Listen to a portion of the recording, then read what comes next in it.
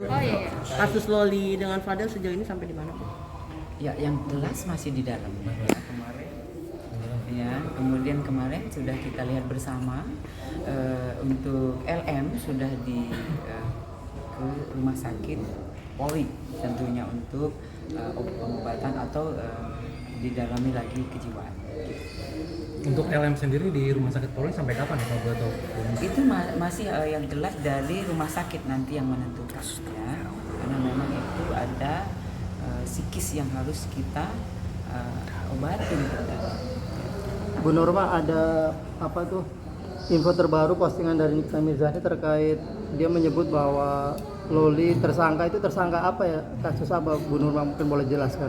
Ya, kalau di penyidik setelah kita koordinasi ke penyidik, kita menanyakan adakah yang disebut, untuk sementara ini tidak ada. Ya. Artinya tidak benar ya Bu kabar tersebut? Iya betul, tidak benar. Bu, kalau untuk LM sendiri itu ke rumah sakit Polri pure pengecekan kesehatan psikis atau memang pindah tempat untuk di rumah aman itu, Bu? Ya, kemarin kan sudah kita rapatkan, kita juga menggandeng stakeholder yang ada ya, dari KPII dan terus kemudian dari P3A, semua yang ada di situ. Kemarin kita lihat bersama ya, kita duduk bareng, kemudian juga sudah kita rapatkan itu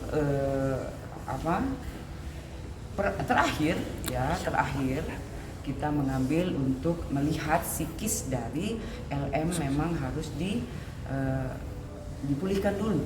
Itu keputusan bersama. Pemulihan itu artinya, Bu, apakah memang penempatan secara jangka waktu tertentu atau seperti yang kemarin pemindahan rumah kemarin itu, Bu? Ya, kalau ini yang jelas dari rumah sakit Polri yang tahu, karena memang pengobatan itu jangka waktunya juga kita penyidik belum paham. Nanti kita pasti berkoordinasi.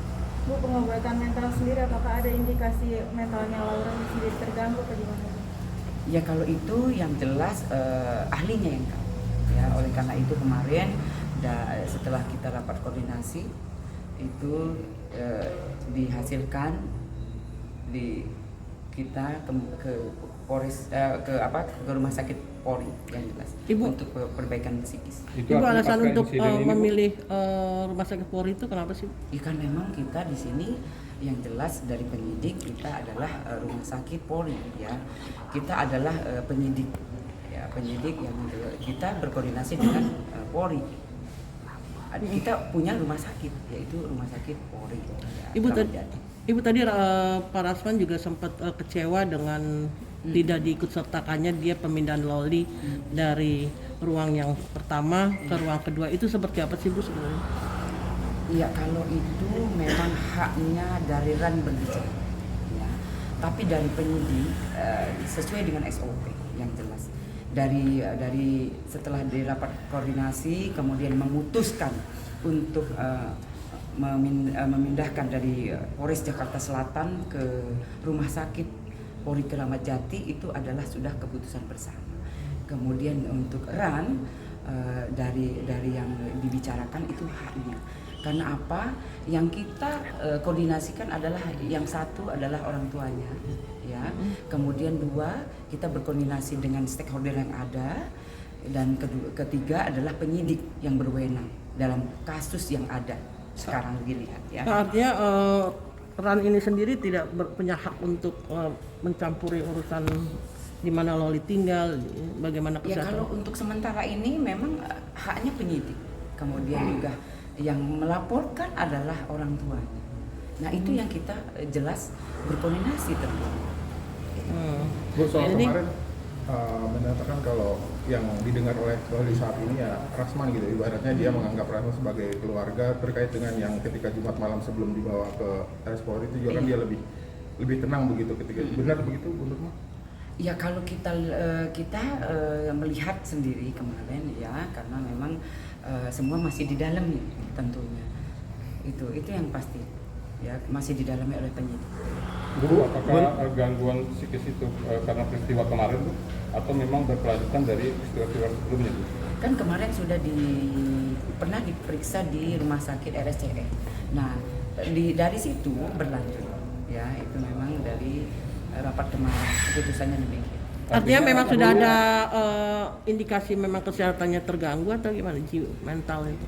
Ya kan kita dari kemarin ya kita melihat dari sebelumnya ya LM juga mungkin sedikit ada psikis yang mungkin sedikit menangis, kemudian juga berteriak ya. Nah itu yang kita harus pulihkan. Bu, apakah benar setelah pengobatan RCM kemarin terus udah mengasih masa tenang, terus terjadi sebuah peristiwa yang kemarin di Jumat dini hari, apakah itu rangkaian dari peristiwa-peristiwa sebelumnya sehingga harus psikisnya kembali terganggu seperti itu? Nanti kita tanya di penyidik ya, karena yang kemarin berwenang juga yang mengantar penyidik, kemudian keputusan itu yang diputuskan. Bu, biaya perawatan selama di RS Polri yang ditanggung negara, kementerian atau seperti apa? Oh, negara. Jadi itu adalah tanggung jawab oleh rumah sakit Polri. Kalau di rumah aman kemarin? Ya kalau rumah aman itu nanti kita koordinasi lagi ya, karena memang harus jelas yang siapa dan siapa itu harus jelas, Mas. Jadi saya tidak bisa juga berbicara di sini kalau saya tidak menanyakan langsung dengan sumbernya. Tapi biasanya kalau rumah aman itu untuk siapapun itu dibayar dia bayar sendiri atau dibiayai negara? Ya kalau sementara itu memang semuanya itu ada di Kemensos ya. Tapi pernah kita kembali lagi ke depan ya, waktu pertama kali dari NM menitipkan LM ke rumah aman itu kan pasti ada butuh yang namanya sesuatu ya, yang misalnya keperluan perempuan. Nah itu yang dipenuhi oleh NM sebagai orang tuanya. Yang keperluan itu yang pertama sekali kita kemarin kita titipkan itu dari penyidik maupun dari NM itu yang dipenuhi. Ya. Bu, terkait informasi ada penyidik yang masuk laki-laki ke kamar LM itu gimana, Bu? Masih kita dalam. Ya, kita dalam. Polisi masih kita dalam. Ya, pasti kita dalam. Jadi itu adalah keterangan atau informasi. Nah, pasti kita dalam. Bu, apakah benar Loli tidak mau ditemuin oleh Nikita dan keluarganya, dan kalau Nikita mau menjenguk atau bertemu harus izin dulu kepada pihak Rasman yang diberikan ini kepercayaan kuasa? Ya, jadi ini masih kita tanyakan yang jelas ya. Jadi kalau saya berbicara pasti kita tanyakan ya. Jangan sampai ini menjadi permasalahan yang sebetulnya yang bisa menjawab adalah penyidik. Tapi itu dalam hal ini pihak polisi dalam hal penyidik sendiri masih berpedoman bahwa koordinasi untuk LM sendiri lewat NM gitu. Ya karena yang melaporkan adalah NM. Kasus yang kita lihat bersama ini adalah NM yang melaporkan. Ya. Jadi dari penyidik pasti berkoordinasi dengan NM. Tapi keinginan dari korban sendiri mungkin jadi pertimbangan juga Bu, ketika dia menolak untuk bertemu seseorang ketika difasilitasi supaya memang untuk sementara tidak bertemu untuk menjaga psikisnya seperti itu. Iya. Iya betul. Jadi semuanya ini pasti kita pertimbangkan. Karena memang kejiwaan orang tidak sama. Tapi Ibu, ini kan masalah ini kan antara ibu dan anak, kok kayaknya susah banget sih untuk dipersatukan gitu, Bu. Apakah memang tidak ada wewenang dari pihak-pihak terkait yang untuk, artinya kan udah ada pihak lain nih antara ibu dan anak ini, Bu, gitu loh.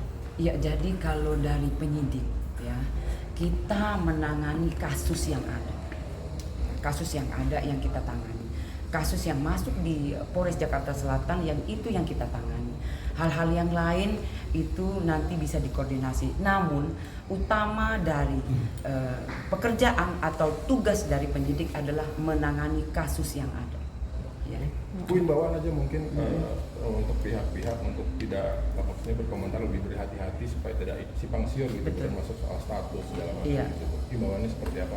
Iya, jadi himbauannya untuk rekan-rekan semua yang ada, penyidik sedang bekerja, ya. biarkanlah untuk penyidik untuk bekerja. Jika memang ada alih status seseorang, biarkanlah nanti penyidik yang berkoordinasi dengan saya sebagai humas, ya. Jika memang penyidik akan menyampaikan sendiri, nanti penyidik akan menyampaikan sendiri. Tapi jika memang itu diberikan kepada saya sebagai humas Polres Metro Jakarta Selatan, tentunya kasus yang ada di Polres Metro Jakarta Selatan pasti saya yang akan menyampaikan. Itu jika memang alih status atau seseorang dijadikan status, ya. Itu. Baik. Cukup. Terima kasih.